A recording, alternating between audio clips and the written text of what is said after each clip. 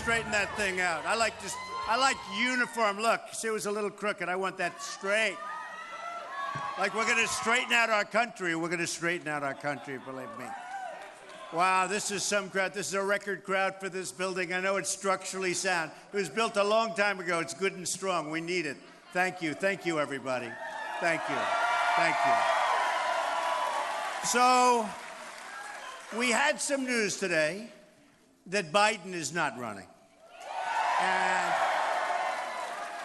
And I think he did the smart thing because, frankly, I don't know that he would have won. He wouldn't have gotten the nomination. I don't think he probably would have. And, frankly, I really want to run against Hillary. I really do.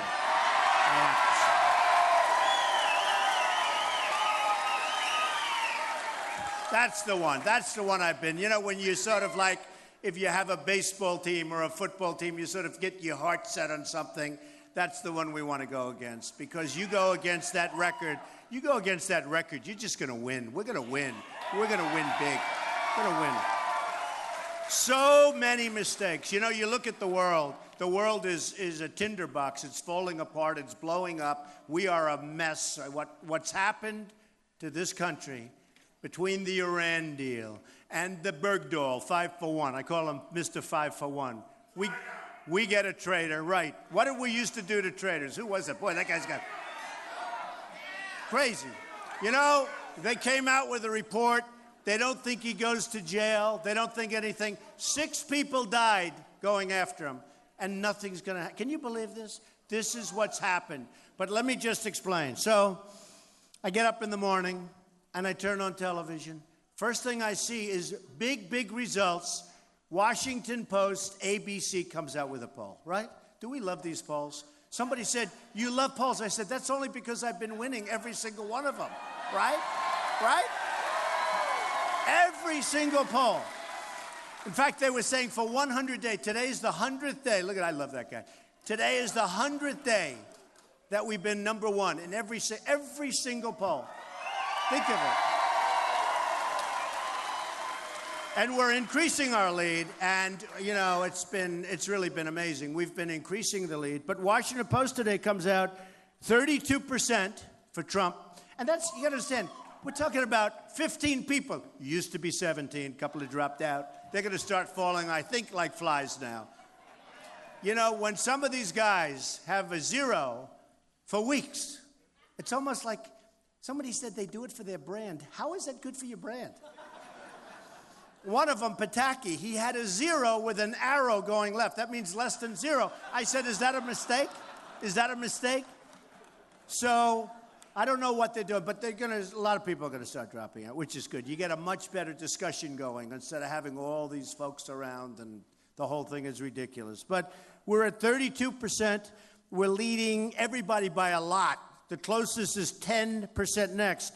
We had another one, Boston Herald in New Hampshire. Just came out. 28%. Second is 16. Think of that. 16. We have, I love this one. And by the way, the people in Iowa, the people in New Hampshire, people in South Carolina first have been so unbelievable. The South Carolina poll is unbelievable, but we'll get to that. Morning Consult. This is the one I love. This is, you know, it's interesting. They do these polls. They take like 300 people. I'm saying, how can you do 300 people? Morning Consult, that's one of the big online polls. 41%, 41, think of that, 41. You almost say, how do you get 41%? Think of it, when you have 15 people. If you had 41% with like 3 people, you have it made, right? But with 15 people. 41%, highly respected poll. Second is 14%, so it's 41-14, so that sounds good. Now, and you know we're winning, very importantly. In Iowa, we're winning, and we're winning big. We're winning big. Here's one that I love. Ohio, because I like Kasich. I think he's a good guy. In Ohio, we're 27%, and Kasich is at 12.5. Good governor, good guy, everything. I don't like his view on Common Core. I don't like a couple of his views, which is, you know. But he's a good guy, and he is a good guy. 27%, and Kasich, the governor, the sitting governor, is at 12.5. That just came. Another one that is incredible is Connecticut, big state, Quinnipiac poll, 34-14. 34-14 to second. I love this one. By the way, a couple of the beating Hillary nationwide. Do you love that? That I love. That I love. Beating Hillary in numerous states and very substantially. And one just came out 2 days ago, beating Hillary in the state of Florida, which I love. Which I love. Now, the other thing I love, beating the governor of Florida, beating the sitting senator of Florida, who has the highest, well, think of this, has the highest lack of attendance, we'll say lack of attendance in the Senate. I mean, here's a go. You can't talk about working if you don't go to vote and you're a senator, right? Doesn't that make sense? But in Florida, I'm at 29%, and they're, I won't say, but they're really low. They're in the teens and less than the teens. And I tell the story where Rubio actually was a little below, and then he went a little above the governor, and they're in the 12s. And I tell the story all the time. I'm at 29. And the headline said, Rubio surges. I said, oh, what happened to Florida? It's true. I said, what happened to Florida? I was doing so well. And then I read the article. It says, well, Trump is at 29. Rubio surged past the governor. Big deal, okay? Oh, boy. We have one here, 35. And by the way, Pennsylvania beating everybody. OAN, 35%. Great company, great poll. 35-17. I mean, we are just, I love these polls. And I say to people, when they always say, you love to mention the polls, nobody else does. I said, that's because they're losing. They're not stupid people, right? They're losing. Oh, I could talk about these suckers all night long. I love them. I could talk about them all night long. So, New Jersey, great. Now, Jersey, and I like Chris Christie. He's a good guy, but I'm at 32. He's at 5. Which is a big, Reuters, 33-15. South Carolina, 36. I'm leading by 18 points. 18 points. That's a lot. You know, in golf, they say he's looking for the clubhouse, Johnny. He's just looking for the club. A lot of truth. We understand. The golfers understand that. We just want to get in, get this election going. I wish, you know, like some countries, they can call an election, right? They can call it. I want to call an election. Can we have it like tomorrow? I want to do it now. I want to do it now. South Carolina, 36%. 36. Lindsey Graham, the sitting senator, 3. He had another one where he did better. He was 5, but the 3 has superseded it. And he was nasty. Wasn't he nasty? He's so nasty to me. Why?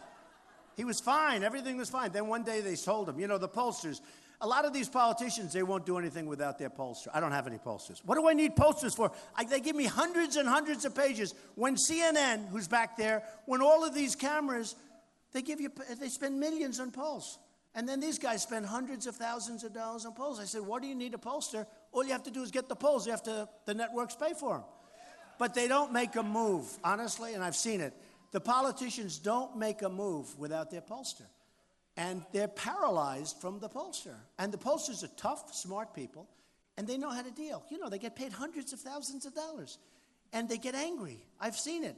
Where somebody was walking off the debate stage, he didn't do that well, and the pollster was screaming at him. I said, don't scream at the guy like that. Who are you? What are you doing? They're afraid of their own pollsters. Because the pollsters are tough and they're smart. That's how they make all this money, okay? It's like some coaches, but they're not as talented in many cases. And what they're doing is the candidate is so often afraid, they're totally afraid to talk.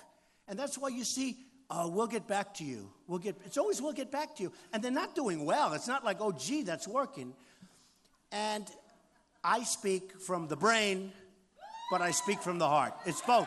It's got to be both. It's got to be both. And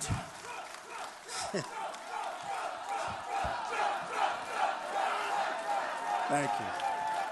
So nice. But look, we have to get moving. Political correctness, all of that. We've been hearing about that. I mean, it's true. I can't. See now, I love that. If I said that, If I said that, they're going to be writing horrible stories about me all the time. It's so good that he said it. I love that. Feel free to interject. I love that. I can't, hey, believe me, I'm thinking the same thing. I say, can I say it? Beautiful, good. And I didn't tell you to do that, right? You know, the word Christmas, I was saying Christmas. I love Christmas. Do we love Christmas? You go to Macy's and you go to these stores. Macy's was very disloyal to me, by the way. You know, their little conflict when I started talking about illegal immigration, they thought it might not be politically correct. And now they don't sell my ties anymore. Big deal. They were very disloyal, very disloyal. And by the way, I know one thing. They wish they didn't do that because they would be selling more ties right now. Okay, not a big deal, but you know, you got to find out, you have to find out who are your friends, who's loyal, who's not loyal. I love to find things. It's like a testing period. But when I mentioned the words illegal immigration, I was hit so hard by the media. Like Rush Limbaugh said, he's never seen anything like it. It was unbelievable. He used the word incoming. I've told you this. He used the word incoming. And I know what he meant because there has never been anything like it. And then they found out I was right. They found out I was right.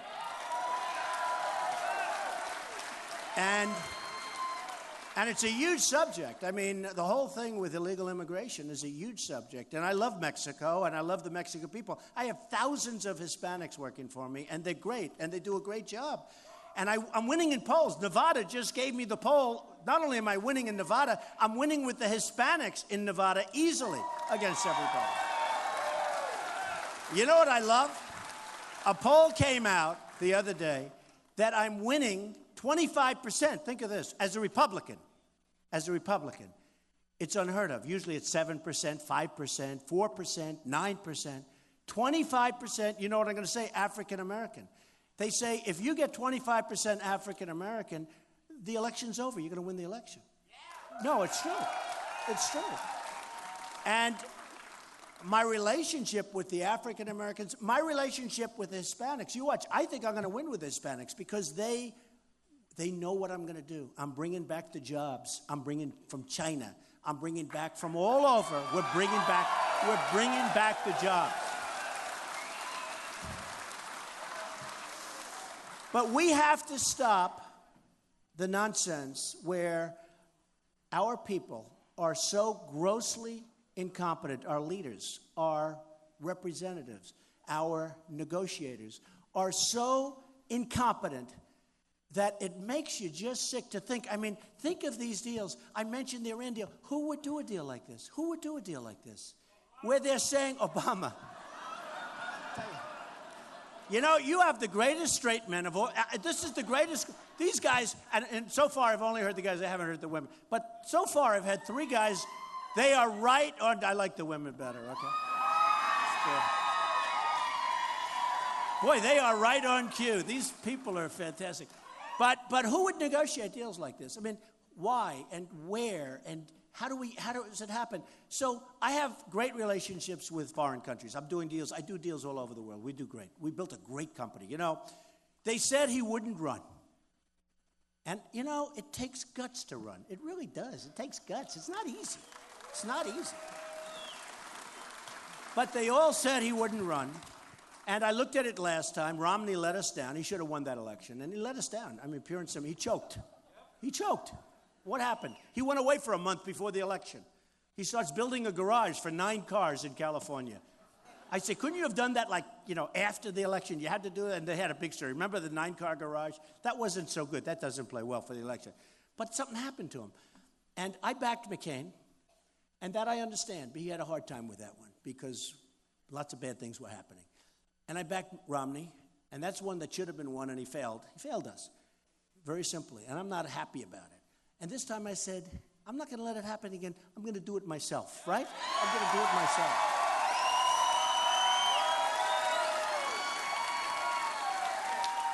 You ever, like, have a problem? I see the people in the audience, workers, hard workers like me. I'm a worker, but hard workers. And a lot of times, you know, you get people and you say, do it, do it, do it. It doesn't get done right. And then finally you say, okay, now I'm just doing it myself. That's what I'm doing here. I'm doing it.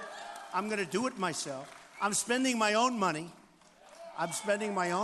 You know, today, Bush has one of his top people in Berlin, Germany, raising funds. Can you believe that? In Berlin, What are we going to give to Germany for this? Remember this. All of these people that are putting up money, all of them, they're getting a lot for it. I know these people better than I know anybody. The lobbyists, I've hired many of them. Some are great. Some are very talented. They get whatever they want. They give millions and millions of dollars. And they're going to spend hundreds of millions of dollars against me. And frankly, I just hope people understand. When you see these attack ads, they call them attack ads. They try and demean, they lie, they're lies. But by the time you end up telling people it's a lie, the election's over. It's really unfair stuff. But they're going to spend hundreds of millions of dollars because this wasn't supposed to happen. Nobody controls me. I'm controlled by you people. I'm controlled by the people in the country. Nobody controls me.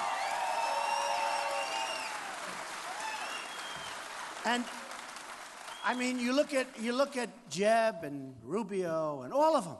They all have all this money, and they spend it, and they're going to spend it. A lot of them. I mean, I'm reading these articles. I don't know. So far, everyone's attacked me has gone bing, and maybe that'll keep happening. But I've never had $150 million spent on me saying bad things, okay? I've never had that happen. I will tell you, I'm a good Christian, okay? Remember that.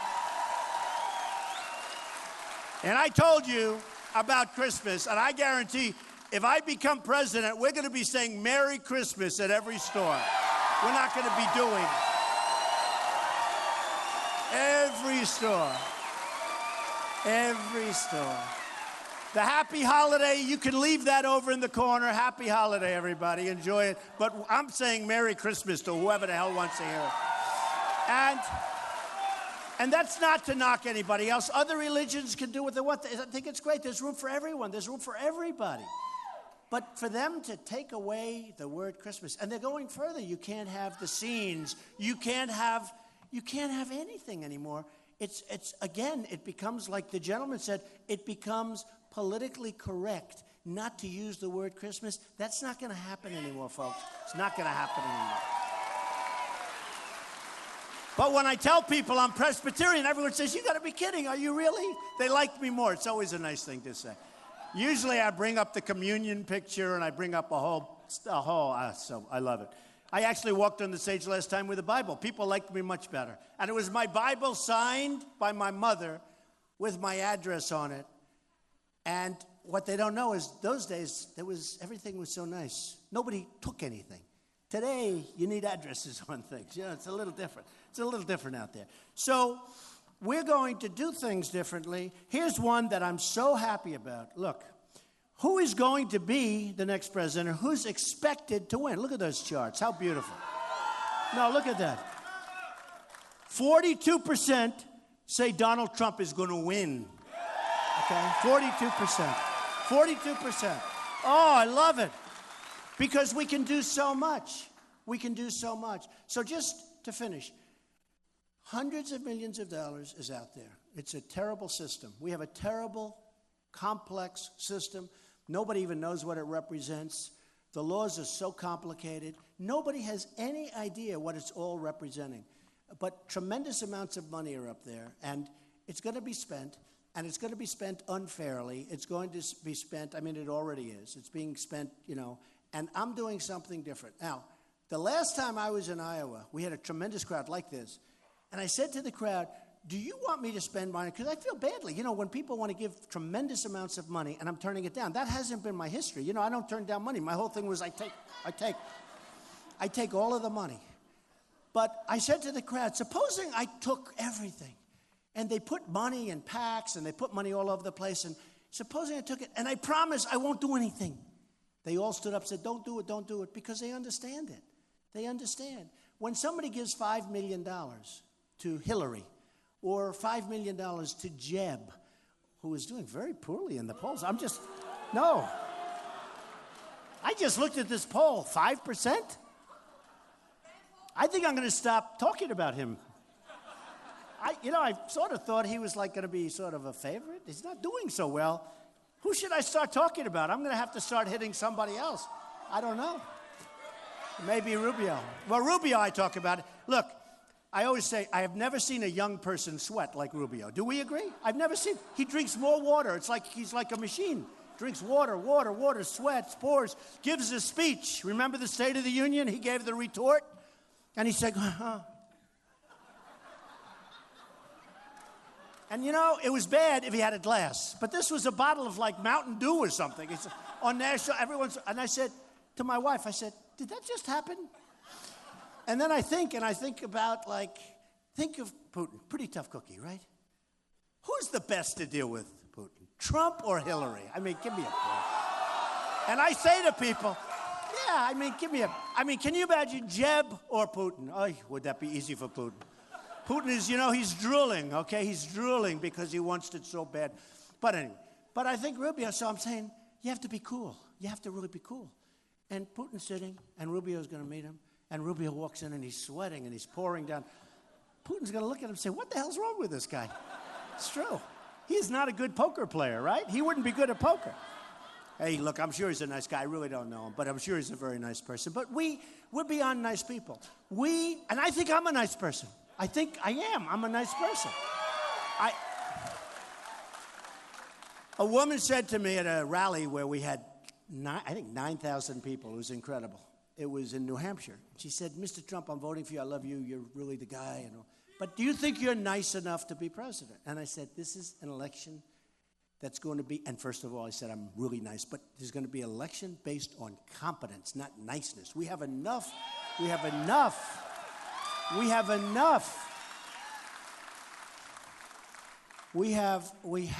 need people of extraordinary competence, and we have them in our country. We have them in this room.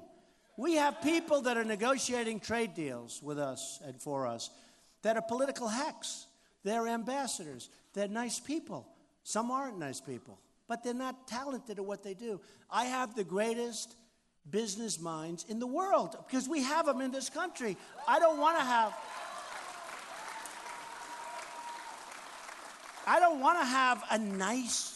to have a really smart, I want to have a killer. I don't care. I want to have people. With China, we're going to lose almost $400 billion this year in trade. Think of it. That's our trade imbalance. I said, do me a favor. Find out what's the imbalance. It's almost $400 billion. It's been that way for many years. How long can you keep doing this? And you want to trade with China? It's impossible. And you people know it because you deal with it. From Iowa, you deal with it. And you know that it's very hard. And when it comes to us, they send their stuff in. When it comes to us, we go that way. Taxes, tariffs. They don't like to use the word tax. They call it a tariff. And some of the tariffs are so onerous you can't do business. A friend of mine is a great manufacturer. He can't deal with China because they charge him so much. Now, I don't knock China. I have my tenants from China. I have people buy apartments for $35, $40 million in Manhattan from China. What am I going to dislike them? I like them. The largest bank in the world is a tenant of mine from China. I mean, I respect them. I wish our leaders would be able to do the same thing. I'd be so proud if our leaders could take those deals and make them great deals, even good deals, even break-even deals. What would it be if instead of having an imbalance of $350 billion, we broke even? Do you know? No. Do you know what that would mean? Do you know what that would mean for our country? Do you have any idea what that would mean, the kind of numbers we're talking about? Somebody said, you can't do that. It's going to take, I saw proposals from some of the candidates we're running against. They want to balance the budget within the next 25 years. I said, excuse me, 25 years? 25 years? What are you talking about? What are you talking about? We have people that just don't get it. They don't have it. You know, it's like a great athlete. They have great athletes. For some reason, Dan Gable, great wrestler, right? I watched him for so long. He went, I think it was like 189 and like practically like nothing. But whatever it is, I mean, nobody even knows. He works hard, but a lot of people work hard. But some people have the same thing with business, same thing with negotiation. I want to have the greatest negotiators. I know most of them. I come from an area of great negotiators. It's called Wall Street. I want these tough guys. Seriously, I want to put them to work for us. They don't want any money. They don't want money. I'm getting calls, now that I'm leading all the time, all these guys are calling, the biggest guys, the best. Some good, some not so good. Some want to get involved. Carly, I wouldn't want. I mean, what she did to that company, I'm not interested in Carly, to be honest with you. But no, seriously, I have the best negotiators in the world calling. Carl Icahn, great. He's made a fortune. He doesn't want money. He just wants to do it. I say, Carl, handle China. Good, I'll do it. Guess what? Lots of good things are going to happen, folks.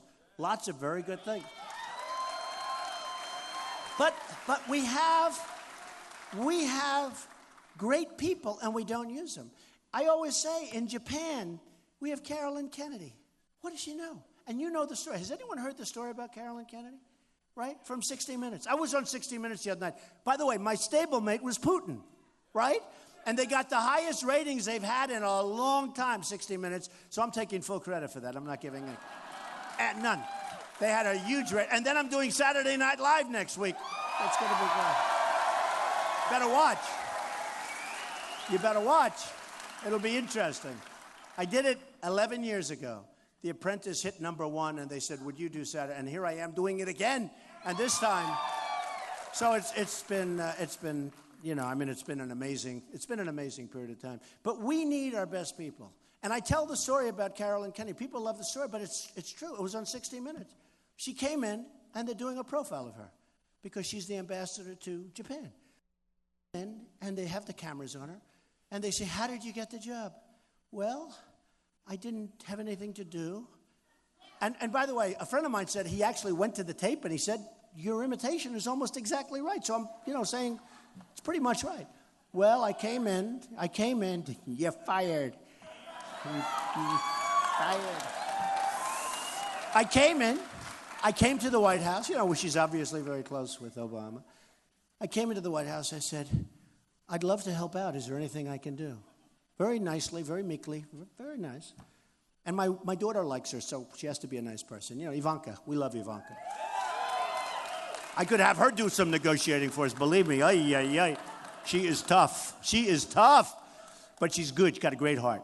But Carolyn Kennedy comes up and she goes, well, I said, do you have anything for me to do? I have just nothing to do. Do you have anything to do? They said, would you like to be the ambassador to Japan? She goes, really? You mean that? She couldn't believe it. So now she's the ambassador to Japan, and they have her on 60 Minutes where she's being wined and dined by Abe, who's a killer. You know, he's a great leader. He's the best leader Japan's had in a long time. They're doing big devaluations of their currency. They're killing us. They're killing us. And she's a negotiator. I don't want that. I want Carl Icahn. I want Henry Kravis. I want these guys. I want the right people. I want the right people. I don't want that. With Japan, last year, $70 billion. This is in 1 year. How do you lose $70 billion and then say, oh, let's have dinner, let's have dinner. They come over, we give them a White House fret. We give them a beautiful White House dinner. With China, they come over the other day, and we have this beautiful tent on the lawn. They put a tent. You know why? They turned down my offer. You know I offered to build a ballroom. You know that. I offered to build a ballroom. And I called up the Obama administration, spoke to a very nice guy, David Axelrod. I like David Axelrod. No, but it's okay. Got to speak to somebody, right? But I spoke to David Axelrod, and I said, David, you know what? I see you have tents, and it's not even safe. You know, it's cloth. It's not good. I said, if you want, we'll get 5 of the top architects only in the United States. We're not interested in a foreign architect for the White House. Do we agree? Makes sense, right? We'll get some great architects, and we're going to design 5 ballrooms, big ones. It's going to cost me $100 million to do it properly, like I'm doing at the old post office site, which is going to be great. We're going to design 5 ballrooms by 5 different architects, put all your people in charge. I will pay for it 100%, and we'll get just the right. We'll go out to the critics. We'll get one that everybody loves. We'll put them together. We'll do whatever we have to do. It'll be so beautiful. It'll be great. I never heard from them. Nobody ever called me. Nobody ever called. I was going to give them a $100 million gift. More. I would have spent more, although I can probably do it for much less, to be honest with you. I'm good at that. I'm good. Believe me, I'm good. But I never heard back from David. He never called me back. He never called me back. And I said, sort of, I didn't mind. You know, I don't mind saving $100 million or something. But I said, I was just in this mood. I said, you know, it doesn't make sense. You have these big state dinners, and they're in tents. And I guarantee you the guy that owns the tent, because I don't think it's owned by The White House folks, meaning us. The guy that owns the tent is making a fortune, okay? Can you imagine? There's no negotiation. How much is it? Well, that'll be $3 million so that we can, oh, that's okay. You know, the tent is rotted out. It's old. It's falling down. It's worth $10. Probably gets a fortune. You know, I'll tell you, now, this is a story that they deny, but I don't deny it. So, you know, in the Capitol, the Rotunda, they're doing a big scaffolding job, right? My real estate friends would love this, because to me, now they're denying it, so let's assume they're correct, right? But I think I talked them into it. So I heard they were going to take, I have pretty good authority. You know, I'm building a big, big building on Pennsylvania Avenue, the old post office. And it's how did I ever get that property? The most sought-after property. How did Obama get it to me? Everybody wanted it, including the Pritzker family. And that's a good negotiator, right? And I got it for the right price. I didn't overpay. But here's the thing. It's going to be a great hotel. It's going to be fantastic. It's going to be great.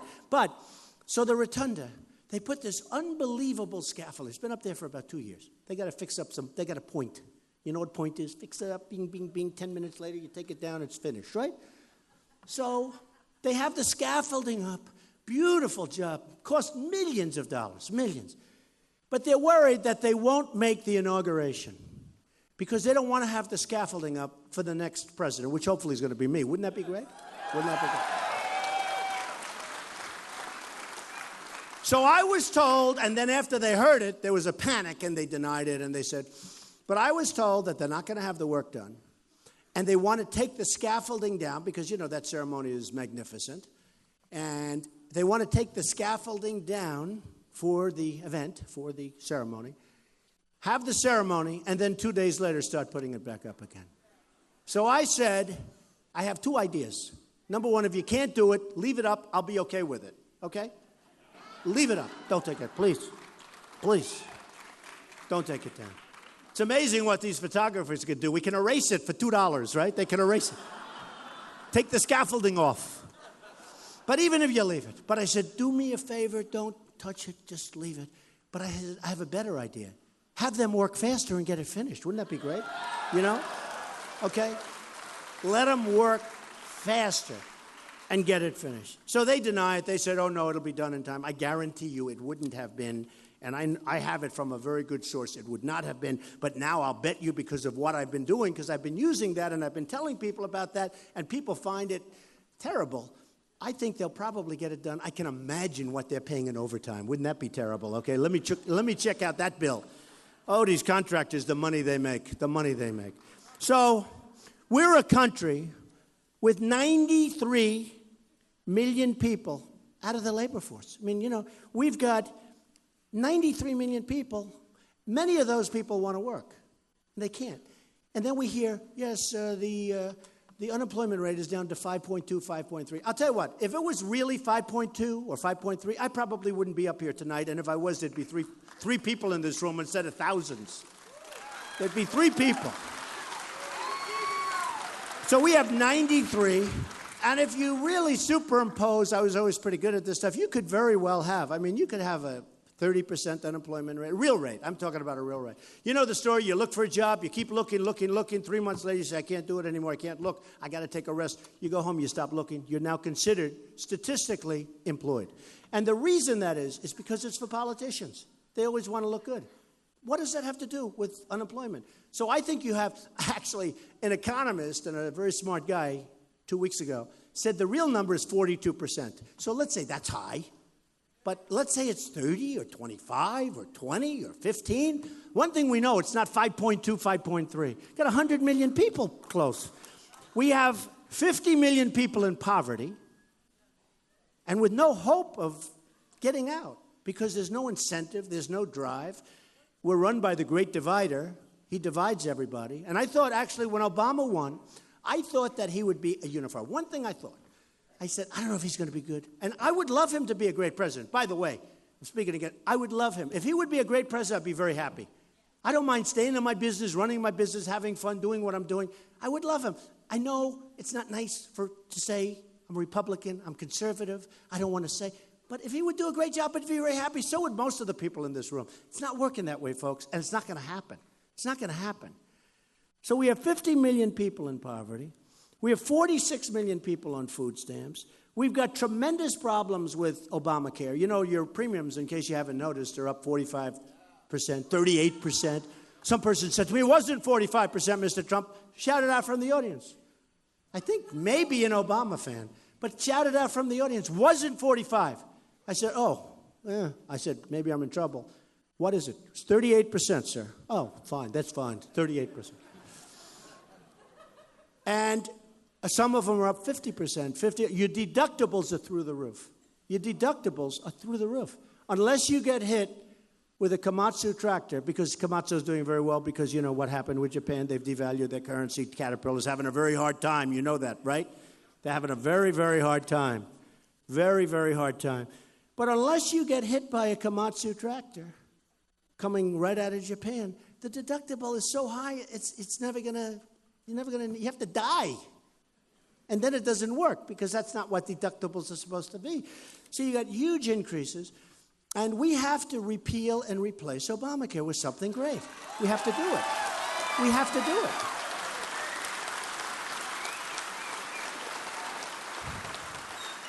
A country isn't a country unless we have a border. Do we agree? We're going to have a border, and people are going to come into the country, but they're coming in legally. They're not coming in illegally. They're coming in legally. And we're going to build a wall. It's going to be a great wall. It's going to be a wall that really is effective. Walls do work. You can look at Israel. You can look at different places. Walls do work. But you can't have walls that are fences this tall. Did you see the picture? Did you see the picture in Time magazine a couple of weeks ago where they're driving drug trucks over a little wall? They built ramps. And the trucks are going over back and forth carrying drugs and things. I mean, what are we? What's going on? What's going on? We have tremendous drug traffic coming into this country. And they just come in unabated. I mean, it's just unbelievable. And we allow it to happen. We're going to have a wall. We're going to have a great wall. And Mexico's going to pay for it. And remember I said that. Just remember I said it.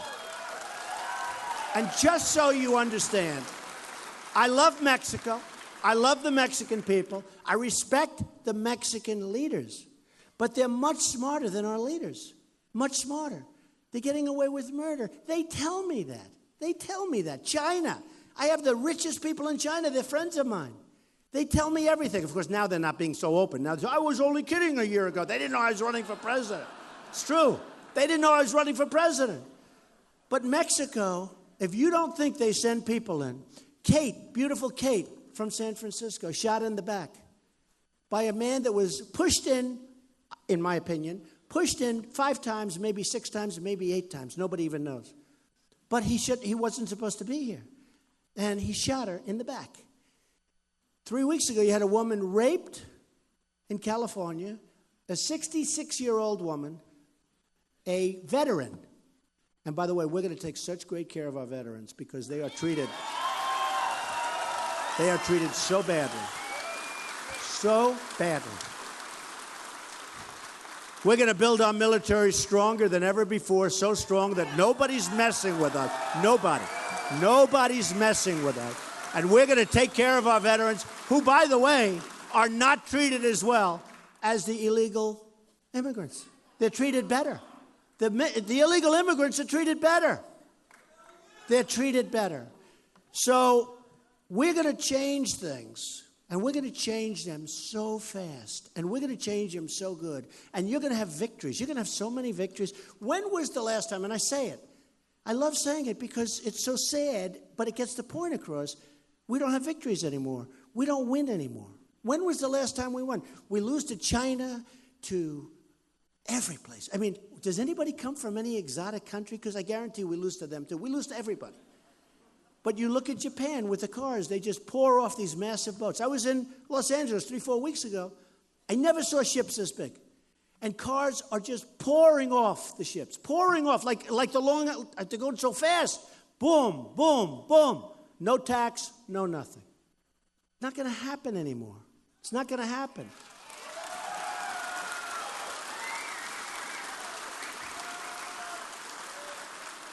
It's unfair. It's unfair, It's incompetent. You don't even know. I mean, some people think there's evil intention because how can anybody be that stupid?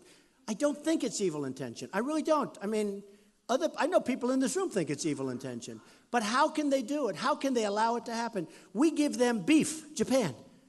And then they send the beef back, which is not good for the quality of the beef, by the way, back and forth.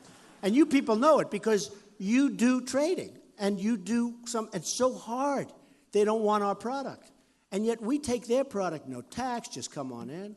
I tell the story, and I love this story, and I could use different because there's so many different companies I could use. You know, in Tennessee, a big car factory was going to be built. They decided to go instead, as you probably have heard, to Mexico. Big, big, massive plant. In Nabisco, I have some property, a beautiful property in Chicago. Nabisco's moving its plant out. They make Oreos. They're moving its plant out of Chicago. They're putting it in Mexico. How does that help us? With our trade deals, our brilliant trade deals. We're losing everything. We're losing our jobs. The one I love to talk about is Ford, though. They're building a $2.5 billion factory. $2.5 billion. You know what that is? It's a one-story building. Do you know what two and a half means? You're going forever. It's massive. They're going to sell cars, trucks, and parts. And they're going to sell them into our country. Now, they're taking and they're going to close places in Michigan and all over the country. And I don't want that. And I said, supposing I was president, I can tell you what I do. But now take Hillary. Let's say she's president. Do you think she's even going to know that it's happening? She's not going to know. And if she thought it were wrong, she's not going to have a clue. Look, nothing but trouble. She's not going to have a clue. But take Hillary. So she says, you know what, that's no good. We're losing all these plants. You know how many plants that is to build $2.5 billion, one big monster plant? That's a lot of jobs, and they're not going to us. So Hillary would say, well, we don't like that. I don't want it. He would be hit by the lobbyists. She would hit immediately. She would be hit by Ford lobbyists. She would hit by Ford special interests and Ford donors and people that own Ford stock. And within 10 minutes, she'd say, oh, it's okay. I'll be hit by people, but they won't even call me because they don't have a chance. It's over. It's over. It's over. It's over. And I would tell the people at Ford, I don't want you to do that. I don't want you to close your plants. I want you to build new plants. You don't have to have the old ones. And I don't care. It can be anywhere, but it's got to be in the United States. And if you're not going to build them, then we're not going to allow cars and trucks and parts to cross the border with zero tax after what we've suffered through. We're not going to allow it. We're not going to allow it. I mean, the way our country's run, if it doesn't happen to be me that wins, you know what's going to happen? They're going to build a plant, and illegals are going to drive those cars right over the border. I'm telling you. It's going to cost them nothing right over the border. And then they'll probably end up stealing the car, and that'll be the end of it. We have got to get smart. We have got to get smart. Now, I would say the following. I would say to the head of Ford, here's the story, and this is what you're going to do. Here's the story. We're not going to let you do this. We want you to build, but if you don't want to, that's okay. We're charging you a 35% tax. Okay, we're charging it. By the way, I'm a free trader. I believe in free trade. I don't want to be isolated. I believe totally in free trade. But I say, this is what we want to do. I want something out of it. We don't get anything out of it. Even, by the way, the Keystone Pipeline, you know what? Stuff comes from Canada, and that's fine. It's all good, and I like the Keystone. I think it's good. We got to get a piece of it. I want a piece of the action if we're going to let them build, okay? If we're going to let them build, because, you know, it turns out that we have so much natural under our feet with the new technology. It's incredible, so we're competing against ourselves. But we have to have people with deals. So here's what's going to happen. I will be called by people, and I will say, I'm sorry. And I guarantee you that by the end of the day, the head of Ford will call me. Might take an extra day if they want to play tough. And they will say, Mr. President, we really don't think that's fair. We don't want to pay a tax. I said, that's okay. Bye, Bing. Okay. No, that's it. And then By the end of the day, I guarantee you, I get a call, and they will say, Mr. President, we're moving back to the United States. We're going to build that plant in the United States, okay? I guarantee it.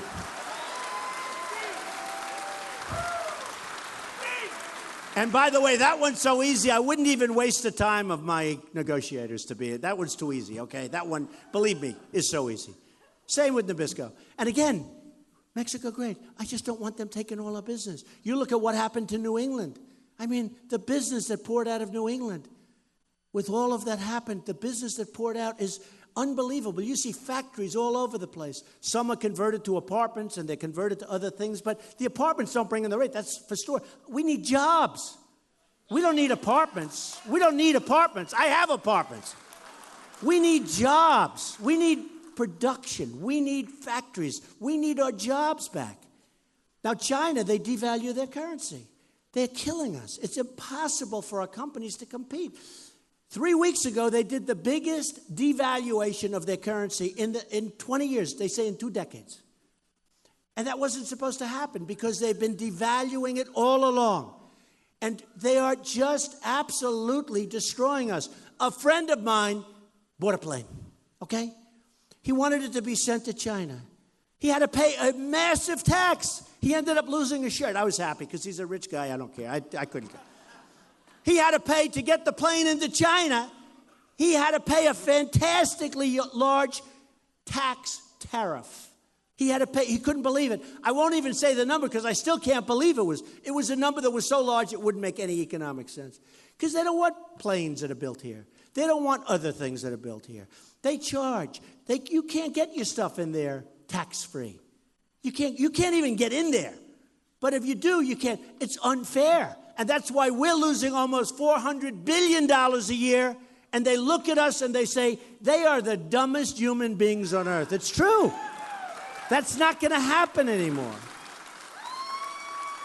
Boeing just placed a big order. They're buying 300 Boeings. Beautiful plane. I have one, so I like it, you know. But it's great. 300 planes. But you know what they're doing? They want all their technology. They want them to build factories in China. They want the planes manufactured over there. Boeing's going to start building massive plane assembly plants and factories for the production of aircraft in China. Why? Why? That's not good. In South Carolina, they have Boeing. In Seattle, they have Boeing. I want them to expand here. I don't want them to do that. I don't want them to do that. So I passed a tax bill, and we put it through everybody, and everyone loves it. We're lowering taxes substantially. You know, we're the highest taxed nation in the world. We're bringing corporate taxes and small business taxes down 15. We're bringing them down to 15%. That's right. We're simplifying the tax code. We're going to have 4 tranches. It's going to be so beautiful. It's going to be so dynamic. It's gotten some great reviews. You know, you always have somebody that doesn't like it. We don't like it. But we have to do it. You have corporate inversion. Nobody knows what it is. Companies, big companies, have trillions of dollars, 2.5 trillion offshore out of the country. They can't get the money back in. And to show you how paralyzed Washington is, the Democrats and the Republicans want to bring that money back. That's been going on for 4 years. They can't pass the bill. Everybody agrees. I mean, they want to bring the money back. It's too complicated and it's too expensive because the tax is so high. I want the money to come back. It's part of what I'm doing. And that money, trillions of dollars. Now, the $2.5 trillion, I think, is a low number. Nobody even knows what the number is. It's massive. But a lot of companies are going to be leaving the United States to go get that money. They are going to now move out of the United States, and these are big, strong, powerful companies with thousands and thousands of jobs. And they're also going to get a better tax deal. So they're going to Ireland, and they're going to lots of different places. And it's called corporate inversion. It's going to be the biggest problem unless we have competent leadership. And the amazing thing about this one is everybody agrees, but they can't get it signed. They can't get a deal. And they all agree. And this is what we have. We have total gridlock in Washington. We have people that just don't have it. They shouldn't be doing it.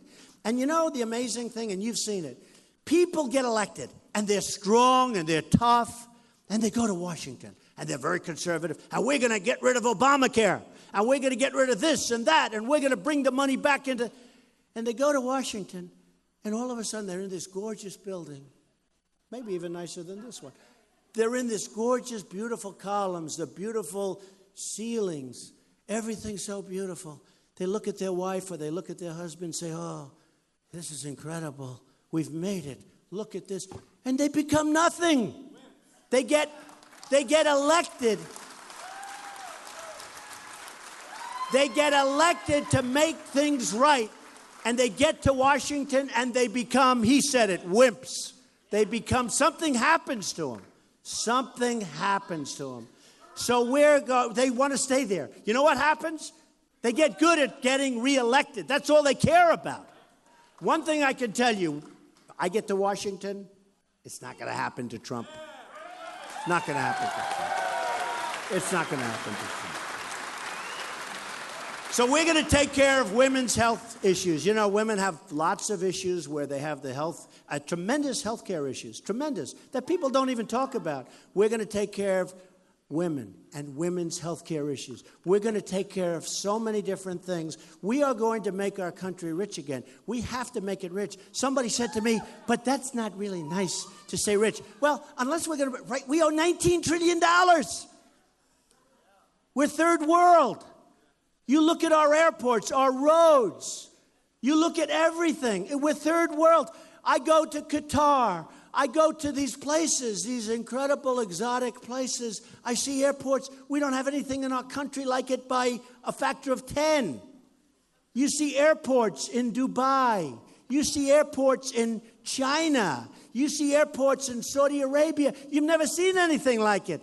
We come home, we land at LaGuardia with the potholes in the runway. It's true. They say you can't land, sir. They're fixing the potholes. It's true. It's a disgrace. We used to be emulated. We used to be the ones that people would look up to. We have the greatest resources. What we have is the people. We have really smart people. We have great people. We don't use our best people. We don't use them. But the bottom line, and I think the reason, and you know what? We have a full packed house tonight, thousands of people. But honestly, everywhere I go, and I don't know it's me. I think it's not me. I hope it's not me. It's the message. There's a movement going on. There's actually a movement going on. It's a strong movement. It's a strong movement. You know, they used to call it the silent majority. It's not silent. It doesn't work. The term doesn't work. Because I go to Dallas. Okay? Mark Cuban calls. Good guy. Calls me, do you want to use the stadium for the Mavericks? Yeah. When? I call him. It's a Thursday. We go there on Monday. We have 20,000 people. We had 35,000 people in Mobile, Alabama. We had 20,000 people in Oklahoma.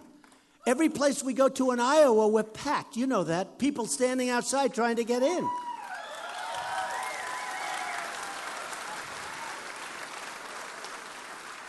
It's been an amazing moment for me. A friend of mine who's a very successful guy said, how many people are you speaking tonight? I don't know, 4,000 people, a lot. He said, and that's a small group. That becomes like 4,000 is a small group. He said, how do you do that? Do you write speeches? I said, no, I have a great memory. But I said, more than memory, though, much more. I have a heart. I know what we have to do. I don't need teleprompters to tell us what we have to do. I don't need it. You know? We come into this room and you know, people, they come up, and I see it all the time. I see the people I'm competing against. They get up, and they're more worried about the teleprompter angle. Do you have the angle? Then they get up. Good morning, ladies and gentlemen. Bah, everyone's falling asleep. It's brutal. It's brutal. But that's what we have. We can't have that. We have a teleprompter president. We can't have that. We need somebody that can do the job. A friend of mine just got back from Shanghai. He's in Shanghai. He said, Donald, I've never seen anything like it. What they're doing there is unbelievable. He sends me pictures of cranes on every corner. Stuff. I mean, everybody going crazy. There's nothing like it. And I could name so many other places. It's not happening with us. It's not happening. It's the opposite with us. Everything's leaving. Everybody's laughing at us because we're led by people that don't have it. And it's not going to happen any longer. And that's why I'm doing this, folks. That's why I'm doing it. Believe me.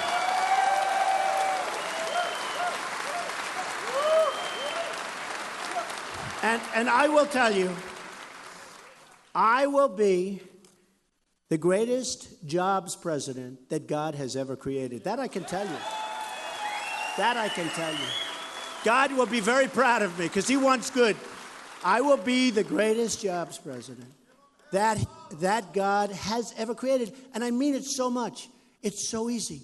You know, in one of the polls, actually a CNN poll, they did all these things. And I was number one in leadership and jobs and this and that. And I said, why? Those are important things. We will do something that's going to be so spectacular. Now, I always say, and the whole theme of what I'm doing is make America great again. Again.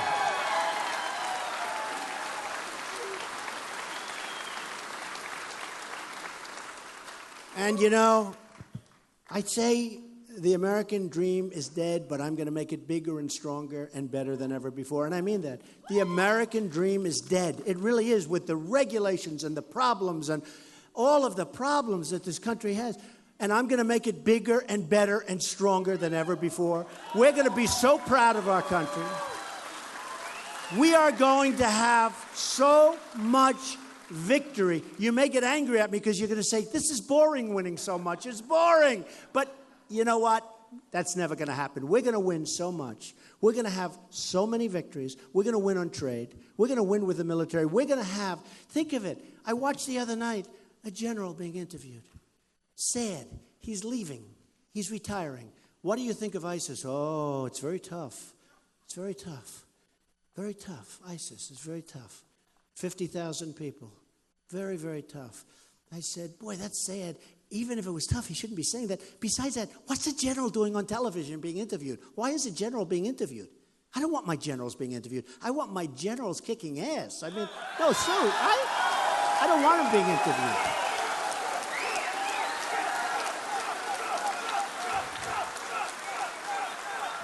I will find the General Patton, or I will find the General MacArthur. We have them. We have them. They're probably not politically. Remember, we got rid of, I won't use his name, we got rid of a very good general because he was too rough, and he used foul language, and he was rough, and his men all loved him. You know who I'm talking about, right? Right. He was a rough guy. That's what we want. I want smart. Number one, smart. But we want tough. We want people. So when I see, as an example, President Obama, we will be leaving Iraq. We should have never gone in all fairness, okay? We spent $2 trillion, thousands of lives, wounded warriors who I love all over the place. We got nothing. We took nothing. Remember I said, look, you shouldn't have gone in because you destabilized the Middle East. But now if you're getting out, keep the oil. You know where's the oil now? Iran and ISIS has the oil. Remember they said how mean I was because I said keep the oil? Remember they said, everybody, all the pundits, the great geniuses on television, well, Trump will run, but he won't do very well. He should be out within 1 week. Well, you know, I've been on top a long time, folks, a long time. But these same geniuses, these same pundits, I call them the talking heads, right? These same pundits on television, they said, well, you know, you can't keep the oil because this is a sovereign country. It's Iraq. Iraq is a sovereign country. It's broken up. Nobody knows what the hell. There is no Iraq. You know what's happening to Iraq? Iran is taking over Iraq because we were so stupid. We ruined it. And what happens now, Iran goes over, takes the oil, takes all the resources, takes everything. We get nothing. Now they go into Syria with Russia. We're sitting here like a bunch of dopes. We're run by people that are totally and grossly incompetent. It's not going to happen anymore. It's not going to happen anymore.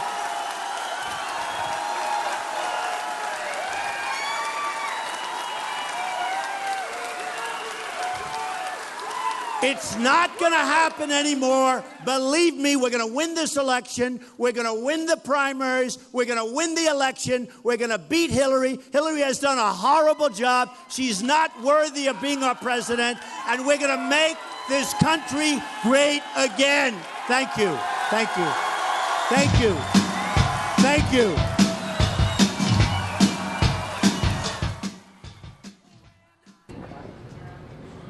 Donald Trump, there we have it, live in Iowa. Another huge crowd as he draws